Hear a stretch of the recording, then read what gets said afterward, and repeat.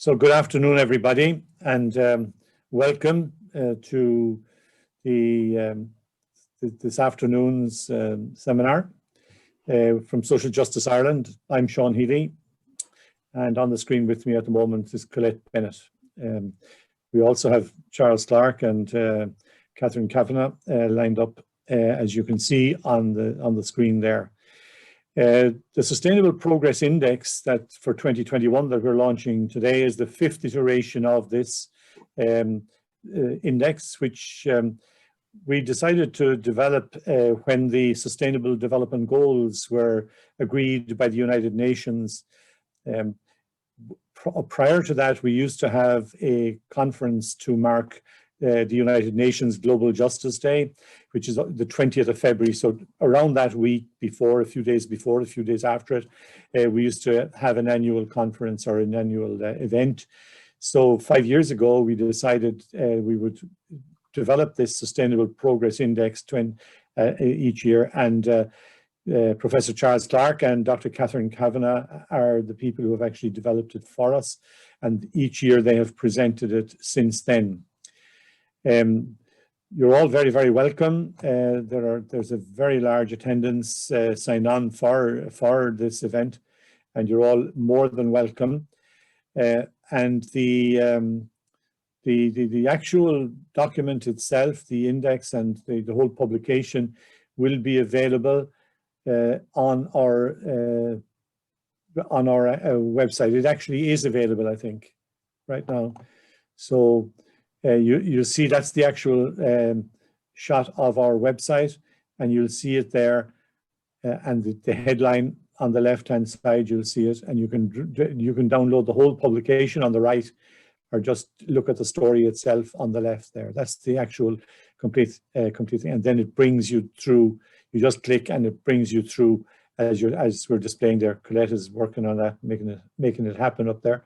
So you can then, if you like, follow the slides on screen, and you can also sort of work your way through the actual publication as well. So for those who are interested in following the publication as well as the slides, feel free to download from there. Now, so without any more ado, I think we will start away.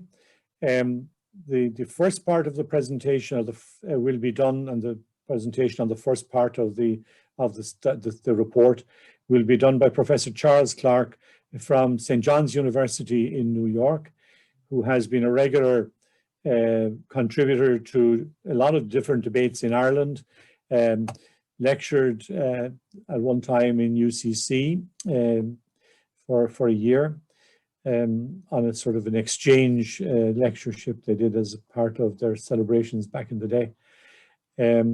But he has done a lot of work on Ireland's economy, and a lot of work on basic income in Ireland and beyond, and a whole lot of other different things. He's written a book himself, and Catherine Kavanagh wrote a book way back on Irish employment and unemployment. I think that was about 1998.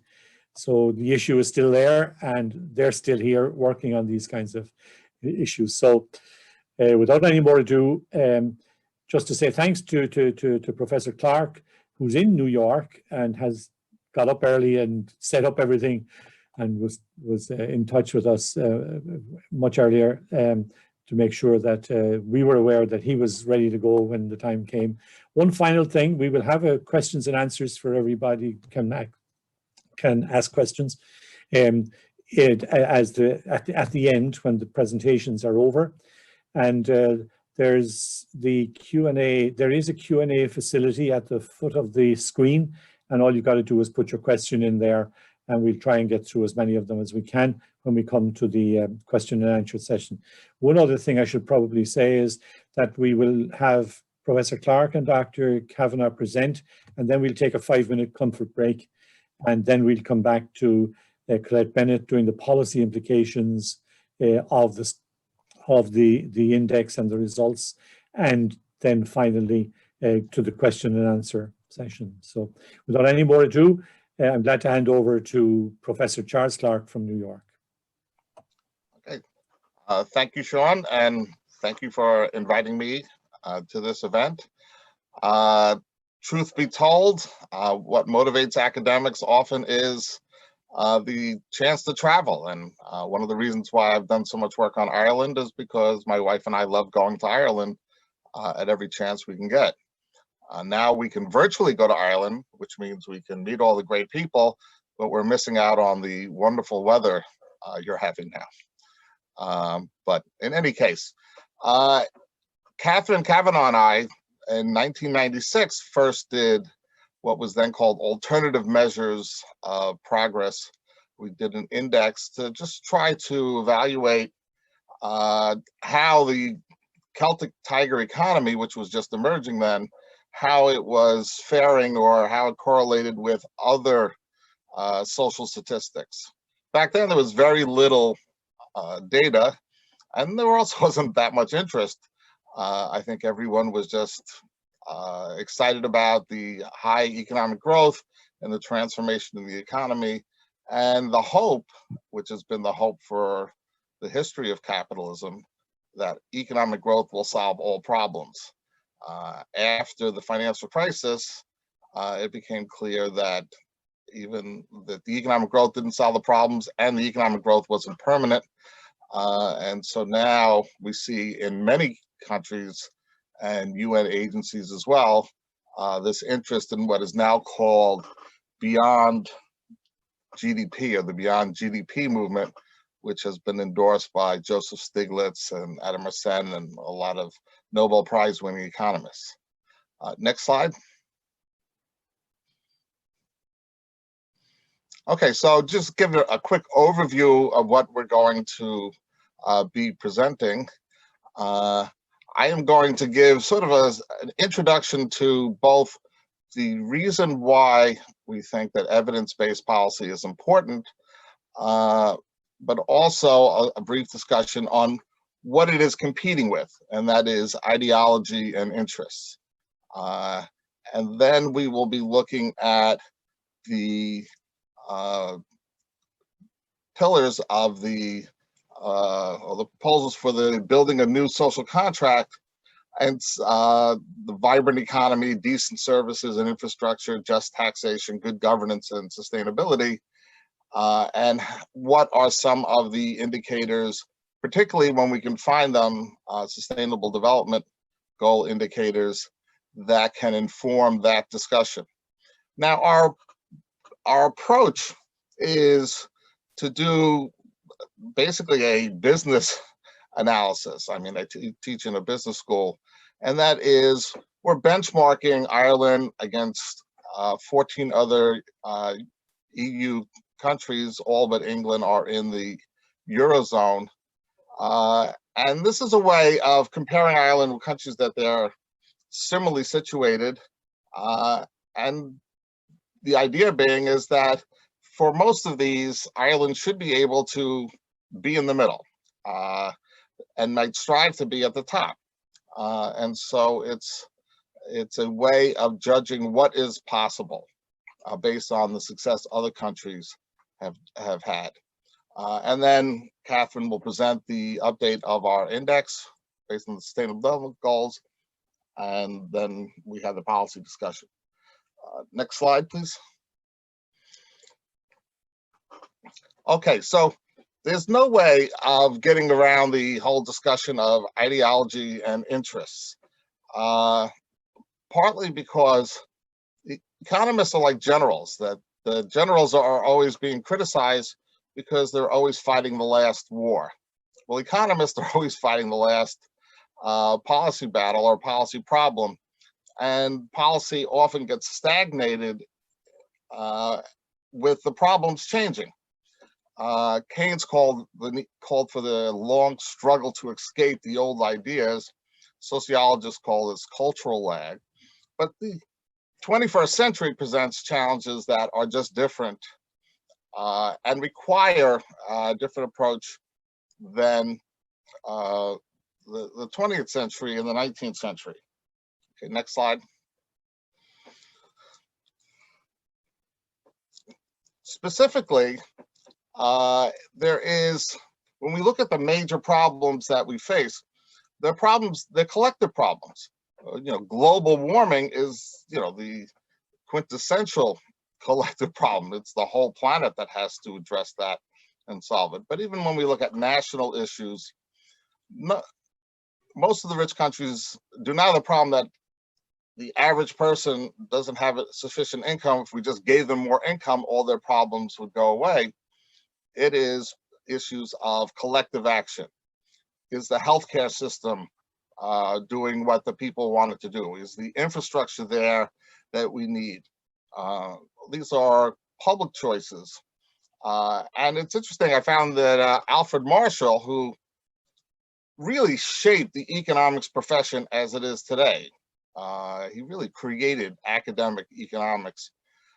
He noted in 1890 that this growth in collective interests and the increasing need for collective action means that we need to have what he called quantitative measures of public interest. Because we need to have data and statistics that we could use to help inform what are not just individual economic decisions, but political decisions as well. Next slide, please. But if we do a brief history of government policy, it quickly starts with government policy is the interest of the sovereign and imposing the power of the sovereign over the population, usually coming up with a way to transfer income, wealth, resources from the general population or from conquered people to themselves. When we hit the mercantilist period around 1600, 1800, the sovereign saw that economic power, particularly accumulating gold, having a navy, was an essential part of their military power. And so the interests of the merchants became the economic policy. And so economic policy was very much geared towards the interests, the commercial interests. And of course, the kings and princes were often partners in these ventures in any case.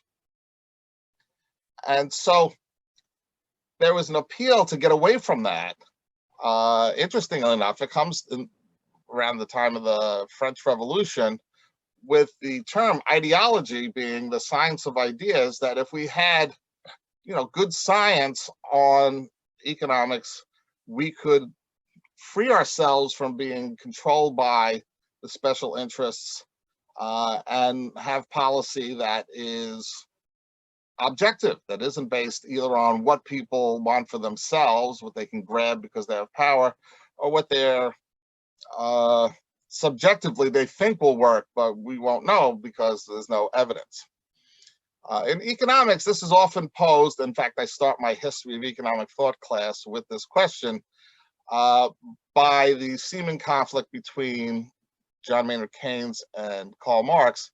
Keynes famously said that the ideas of economists and political philosophers, both when they're right and both when they are wrong, are more powerful. In fact, the world is ruled by little else.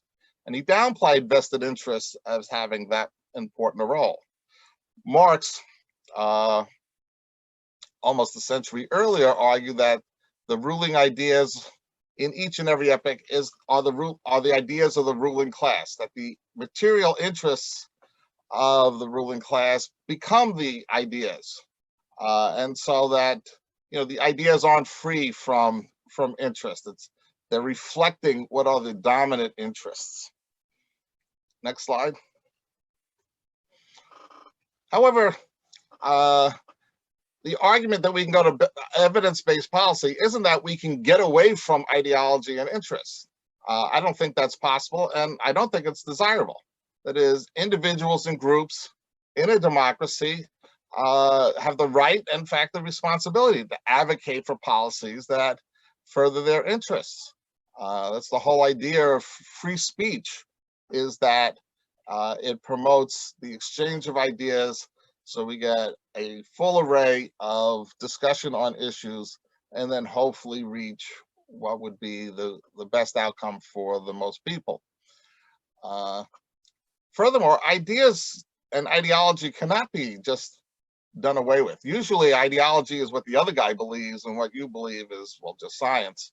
But in economics and political the social sciences, ideology or ideas are essential. That's what brings coherence to how we understand the behavior and activities that we're trying to explain. And there's no way of getting away from it. All theories are based on values and value judgments, a vision, as Joseph Schumpeter said. And the best we can do is to explain our vision and our values and have that part of the dialogue with others who might have a conflicting view. But if we have interest without evidence, well, that's not going to be very helpful, because how can you promote your interest if you don't know what will effectively be able to promote your interest? In fact, Keynes points this out in a famous essay. One of the problems with this idea that we assume everyone acts in their own self-interest is they often don't know their own interest. And also, ideology without evidence becomes, dangerous, and we have many examples of that. So what we're trying to do is follow what Alfred Marshall was calling for, and that is to develop, or at least for us, our sake, to point out some of the quantitative measures that will help in the decision-making, the collective action, and promoting the collective interest for Ireland. Okay, next slide, please. Okay, so as I said, we're going to look at the 5 priorities in building a new social contract, and we try to use Sustainable Development Goal indicators when possible.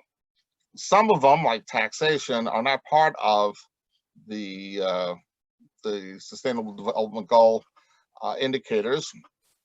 In fact, it's surprising that you can find something that's not in the over 200 indicators that they have, but it's hard to come up, I guess, with universal indicators for taxation that covers, a wider range of countries. We're only looking at 15 countries that are fairly similar. Next slide. So we start with a vibrant economy, keeping in mind that a vibrant economy, or our view of the economy, is not going to be reduced to the sum total of market transactions, which is basically the dominant view of the economy, or has been until fairly recently. But it's a more holistic view of the economy, how not only what it produces for people, but how people participate in the economy. Next slide. Okay, so as I mentioned before, and as we have mentioned in all of the previous reports, gross domestic product is no longer seen as a good proxy for social progress or well-being.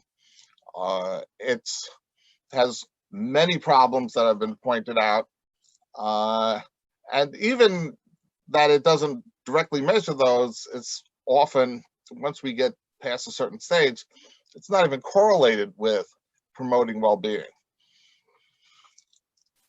What are the problems with GDP? Well, one of the main ones is that GDP measures just market transactions, and not all market transactions promote well-being. Some are harmful, some are defensive, they don't increase well-being, they're trying to protect what you already have.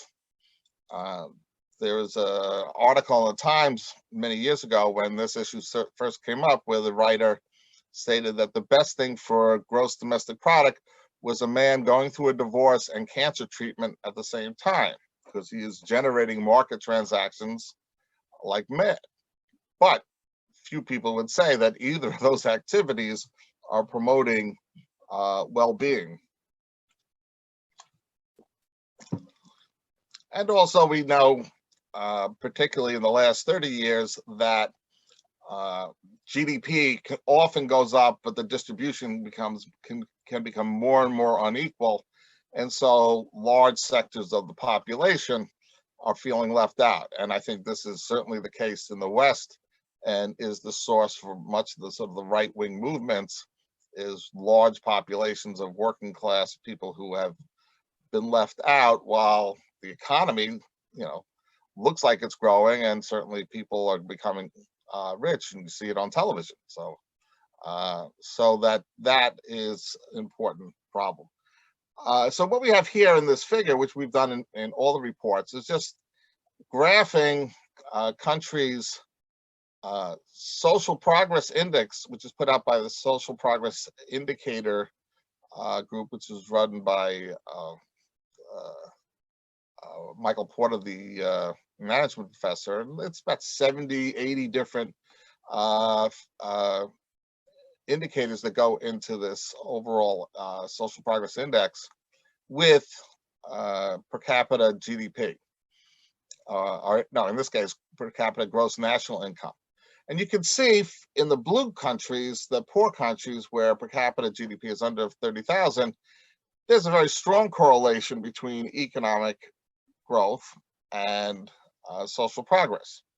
And this is what we would expect, that poor countries pursuing more economic growth is very important to them, because it will give them the means to improve other aspects. But when we look at the red countries, we see Ireland in green here. We don't see that strong connection. In fact, the R square, which is the correlation between the two, goes from 75%, very strong, to 0.0476, which is very weak. So we can see that being richer isn't the best way to promote an increase in social well-being amongst rich countries, that maybe redirecting resources is what's needed. Next slide. Okay, but Ireland, of course, has, oh, well, before we get to that, so here we have GDP up against some of the more prominent alternatives to GDP. The Social Progress Index, which we just saw a graph of, the World Happiness Index, which is put out of one of the, a couple agencies out of the UN, the Sustainable Development Report, which is put out by Jeffrey Sachs Group, and then the United Nations Development Program, that's the oldest of the alternatives to GDP, the Human Development Index. And you see Ireland's #1 amongst these countries, and that's a very high score in the Human Development Index. But the Human Development Index, 1/3 of it is GDP per capita, and we see over on the left-hand side, GDP per capita for Ireland is second to Luxembourg.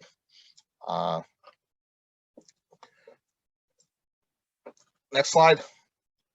But of course, the problems with GDP for Ireland are much worse than just the overall problem of GDP as a measure. In fact, in 2015, when GDP went up by, in one measure, 35%, that clearly something is wrong. No economy is growing by 35%. And so here in table 2, we look at GDP per capita, but also gross national income per capita, and as well as the bottom of this, the middle column, Ireland's modified gross national income, and then a third measure, which is household consumption per capita. And we need to have measures of how the aggregate economy is doing and how the average family is doing. GDP started,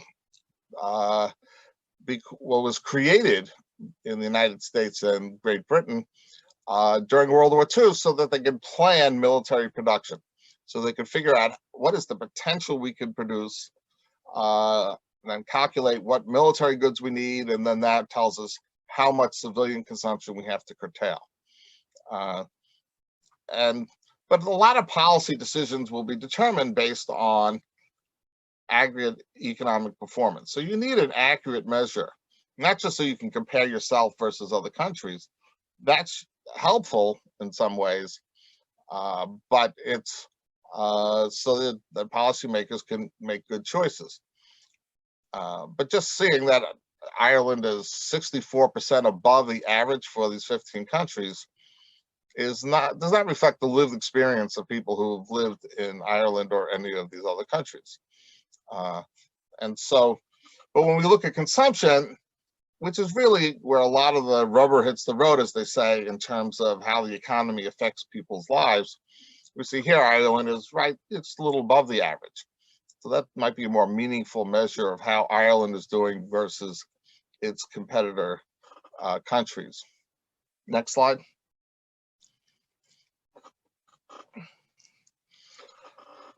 And of course, here we look at GDP, GNI, and growth in actual final consumption per capita over a time period.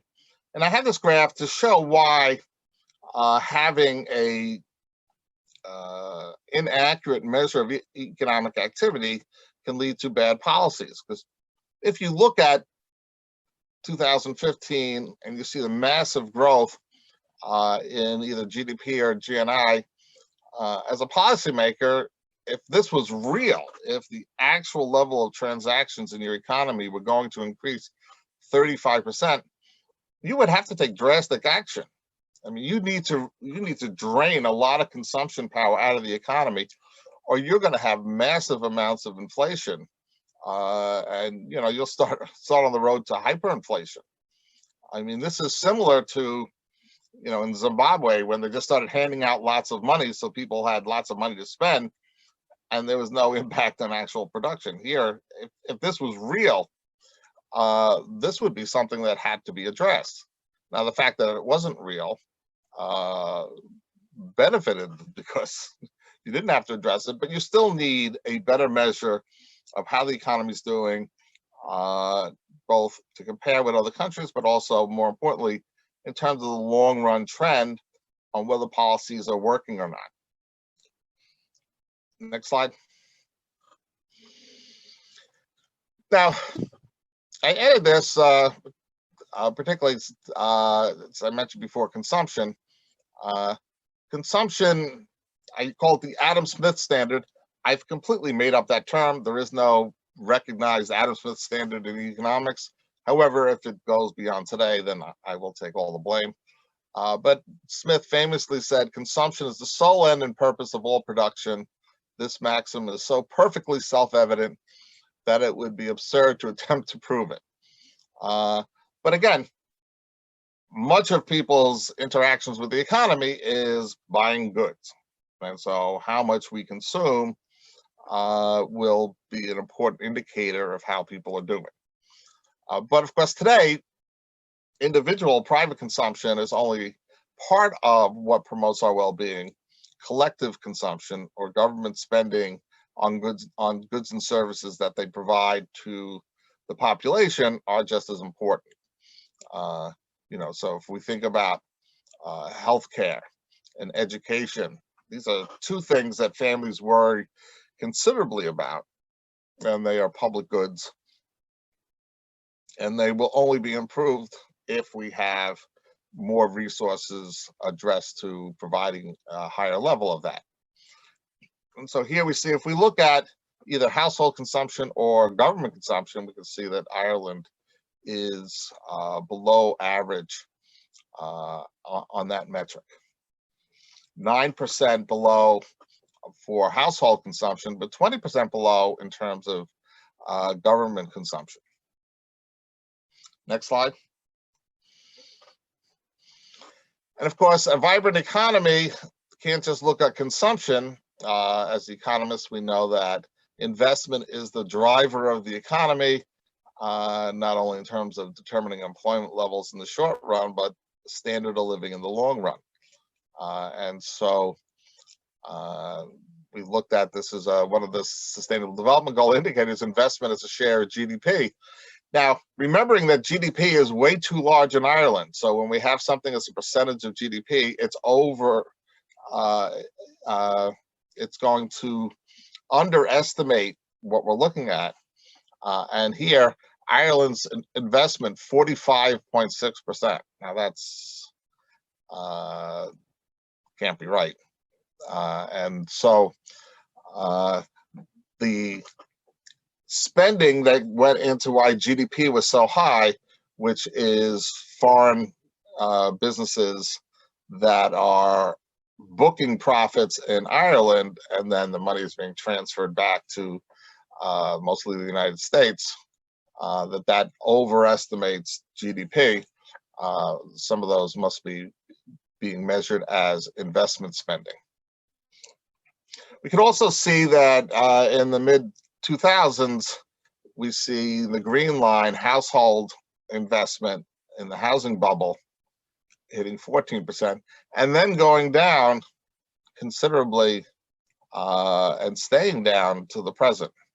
And so we've gone from overinvestment in housing to probably underinvestment in housing, or at least a lot of the data shows that. Okay, next slide. And typically the marquee economic statistic after economic growth is the unemployment rate, but the Sustainable Development Goals use the employment rate as their key metric for looking at participation in the economy, and particularly in terms of labor markets.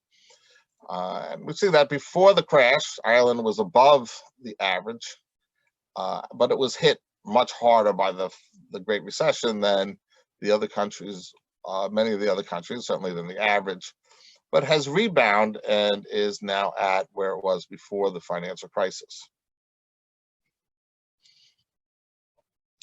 Next slide.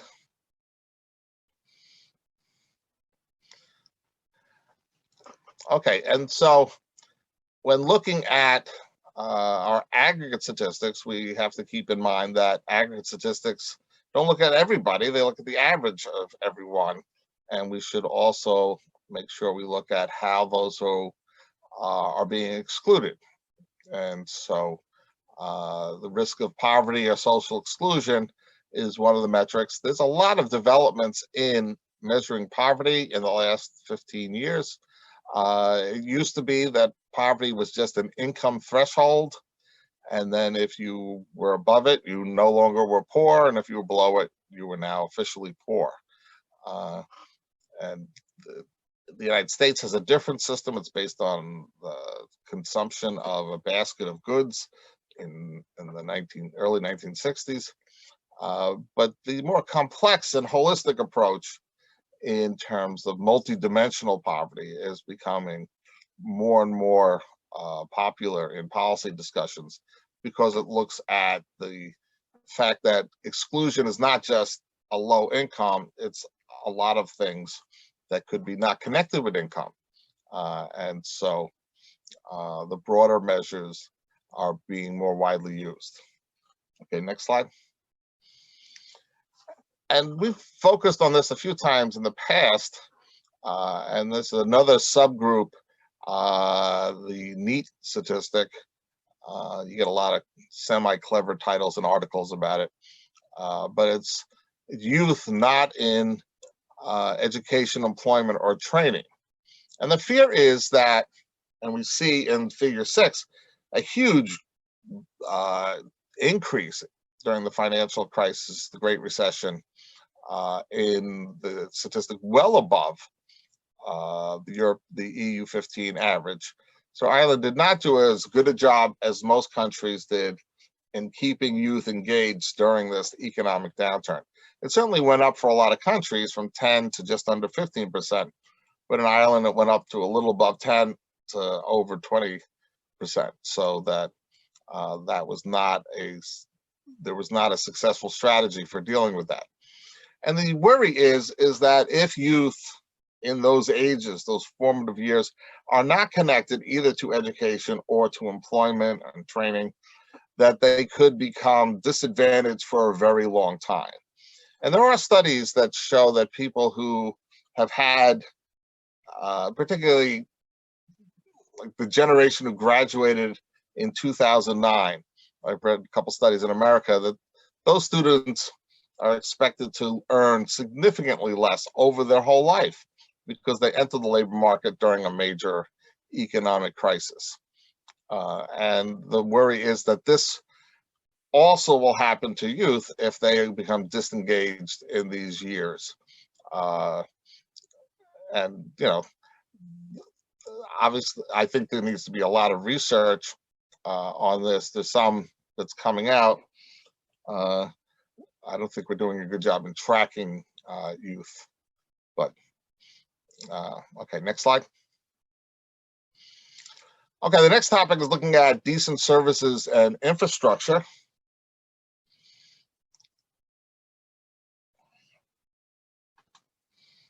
Okay, next slide. And the two that we're highlighting are housing and healthcare, particularly because they are our big issues right now in Ireland. In Figure 7, we see that Ireland's doing a little better than the average in terms of the percent of people who have a basic deficit in their housing. And there's a list of things, leaky roof, problem with plumbing. There's a whole list of things that are part of this questionnaire that is done. And then, so Ireland's at 12.5%, the average is around 13.4%. And in terms of overall satisfaction, Ireland's a little below the average at 47%. The more serious issue in terms of really affecting people, next slide, of course, is homelessness, those who are without homes. And of course, homelessness exists on ranges. On the one hand, you have people who are living with relatives, children who stay on instead of going on and starting their own households, and then to eventually, living rough and living in the street. So there's a whole range of people who are housing insecure that might not necessarily be called homeless because we don't see them sleeping on the street, but they still are experiencing housing difficulties. It's very hard, of course, to measure the homeless population. I had a long conversation with someone who, about 15 years ago, was trying to do it in New York City, and it is a major production. And New York City, it does a much better job now than they used to in doing that. But here we see Ireland in this OECD study is below a lot of countries, but what fits our experience is the big rise, the rise in 2015. This is just to 2018, and I think it would be even higher if we can get more up-to-date data. But 116% increase is really significant, and this again is something that is widely confirmed by walking around cities in Ireland. Next slide. Of course, in healthcare, the major way of measuring healthcare spending, we often see healthcare spending as a share of GDP. When we could, we tried to get away from using GDP, as I've stated over and over, and we'll say it again. But instead, we use the hospital bed capacity indicator, and that shows what's actually being invested in, the results of those investments. And we see that up until 2008, Ireland was pretty close to the European average in terms of hospital bed capacity per 1,000 people. And then 2008, there was a dramatic decision to reduce that. And we see that Ireland is much under the average. We see the overall trend until 2018 was to decline, but it was a slow decline, whereas Ireland had this major drop. This, of course, is an issue during a pandemic, but obviously there was a policy decision made in terms of how to allocate and use hospital beds. We had something like this probably more than a decade ago in the United States, when all of a sudden hospital stays were dramatically cut as a way of reducing how many people were in hospitals, and we've closed a lot of hospitals in the meantime. Okay, and see, Ireland is also below the average for beds in long-term residential care, and this is also as the population in Ireland is starting to age. It's still younger than most of these other European countries, much younger than France and Italy, which are famously aging populations, but they're just the future, and there'll be a great need for more, not only beds, but healthcare workers. I was recently reading a study that looked at how many workers per old person are projected, and so you can calculate how many people they have over 80, and then they'll each need 6 or 7 people to care for them. It's a phenomenal shortage of workers is being projected globally. Next slide. Okay, now we're going to look at taxation. Taxation doesn't have any sustainable development goal indicators. And often taxation is based on the history of a country and can be very different. And we still see a lot of holdovers of the historical trend.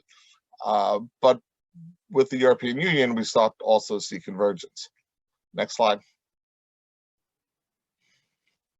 Okay, all discussions in economics start with the Adam Smith's 4 maximums of a good tax that should be equitable, certain, convenient, and economy. That is, we should spend little resources in collecting the money. And they're all perfectly good, but in the modern economy, we need to raise sufficient revenue for the necessary government functions, which are much more than what Adam Smith projected. We need to redistribute income so we can reduce poverty, so all citizens benefit.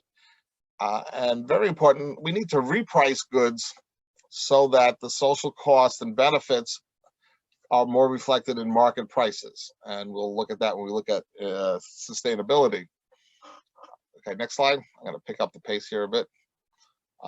So here we're looking table 8 and 9. Table 8 is the structure of taxes at independence.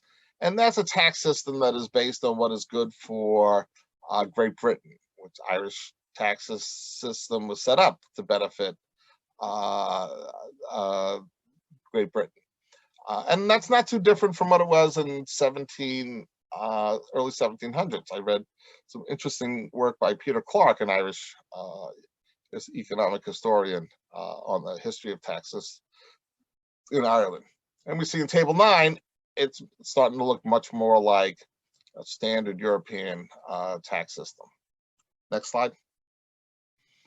Okay, so we have a bunch of slides. I'm going to go through these quickly, but usually what you use in such a discussion is tax revenue as a share of GDP. But as we keep on mentioning, GDP is not a good indicator. It will undervalue the share. And so we also give the tax revenue as a share of gross national income. And here you get a little more of a reasonable number. Next slide. But of course, a more accurate way in terms of the actual revenues being calculated is tax revenue per capita. And here, Ireland is still under the average, but I think it's 12% around there, below the average. Next slide. And then we have comparisons in terms of the top tax rate.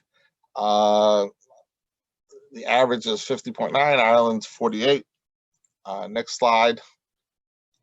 The progressivity, there's no accepted measure of the progressivity of a tax system. But here we're using how many brackets they have and the ratio between when the top tax income kicks in compared with medium income. And so here we see that Ireland only has 2 tax brackets, 3 if you count those who pay no taxes. And 1.4 is the 3rd lowest of the income tax thresholds. Luxembourg has 19 tax brackets.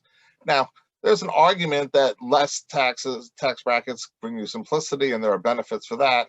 But this certainly a wide range of alternative ways of setting your income tax system here. Next slide. And of course, consumption taxes are very important. Ireland has a little above the EU average, we see in figure 15, but we also have a larger share is exempt. And that's a trade-off. You could have lower taxes and have more of your consumption subject to the tax, or you can do the opposite. So you see Luxembourg is a very low rate, but they have a higher percent. Next slide. Well, of course, the most controversial aspect of Ireland's tax is the corporate tax rate. And it's nowhere near all of its competitors. And just about every other country is mad at Ireland for having such a low corporate income tax rate. Figure 18 gives a broader measure of business taxes that the World Bank calculates. And here, again, they're just above half of the European, the EU 15 average. Next slide. Okay, good governance is something that we is newer to the evidence-based policy approach. Next slide. Often what's measured is homicide rates. I don't know what America is, but I know we need a bigger graph to fit them. But here we see Ireland's below the average. Unlike most graphs, homicide has an objectively desirable point, which is 0.